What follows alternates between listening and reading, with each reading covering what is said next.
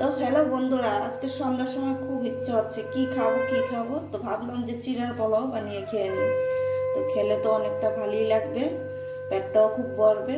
তো তিনজনে তো আমি তো একলা খেলে আর হবে না, তার জন্য তিনজনের জন্যই করে নিলাম। তো এখানে আমার চিড়ার পোলাওটা মোটামুটিভাবে শেষ। তো ওর মধ্যে কিশমিশ, বাদাম, ঘি ওইসব ঢেলে দিয়েছি, আর কোনো সবজি দেয়নি, যা ছিল ওই দিয়ে করে নিলাম। আর এদিকে ডিম ভেজে রেখেছি, ডিমটা দেব।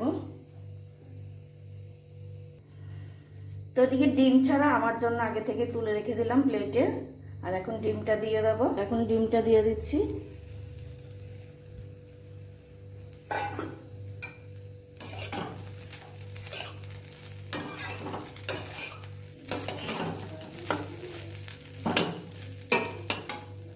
চিড়ার পোলাওটা আমার হয়ে গেছে, তো আমাদের তিনজনের জন্য নিয়ে নিলাম সন্ধ্যাবেলার টিফিন।